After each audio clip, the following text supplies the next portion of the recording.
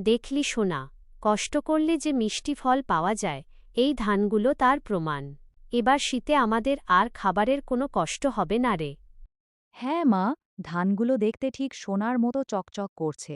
কিন্তু মা, ওই দেখো, কালু আঙ্কেল আমাদের গাছের আড়াল থেকে কেমন লোভী নজরে তাকিয়ে আছে। আরে ধুর পাগল, ও তো আমাদের প্রতিবেশী।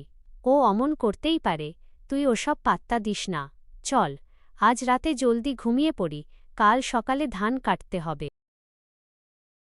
হা হা হা হা, টুনি তুই ভাবছিস এই ধান তুই খাবি?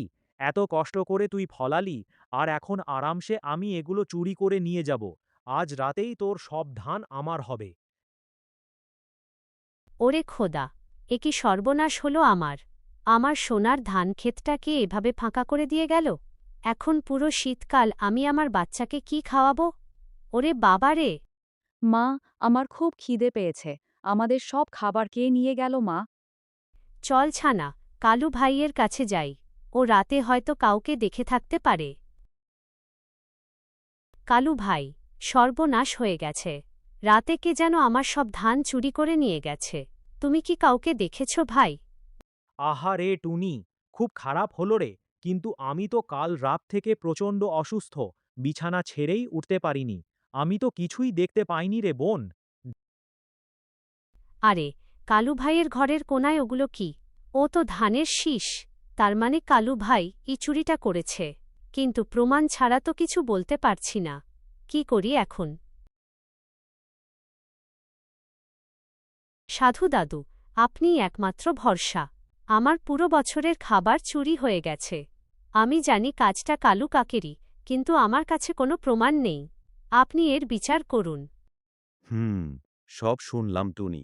তুমি চিন্তা করো না, অন্যায়কারী শাস্তি পাবেই। কালু, এদিকে এসো। বলুন সাধু দাদু, আমি কিন্তু কোনো চুরি করিনি। টুনি আমার নামে মিছেমিছি দোষ দিচ্ছে। আমি জানি তুমি চুরি করনি, তবে চোর ধরার জন্য আমার কাছে একটি জাদুর লাঠি আছে। এই নাও, তোমরা দুজনেই একটা করে লাঠি বাড়ি নিয়ে যাও।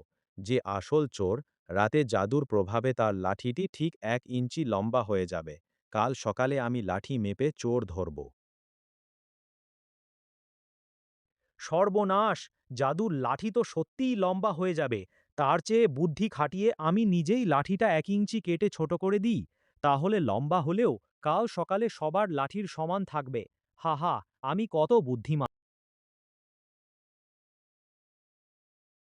হা হা হা হা, কালু, জাদুর লাঠি বলে আসলে কিছুই ছিল না। ওটা ছিল সাধারণ কাঠের লাঠি। তুমি চুরির ভয়ে ধরা পড়ার ভয়ে রাতে নিজেই লাঠিটা কেটে ছোট করেছ। তার মানে চুরিটা তুমিই করেছ। আমায় ক্ষমা করে দিন সাধু দাদু, লোভের পরে আমি ভুল করে ফেলেছি। টুনি বোন, আমায় ক্ষমা করো। আমি আজই তোমার সব ধান ফিরিয়ে দিচ্ছি, আর কখনো চুরি করব না।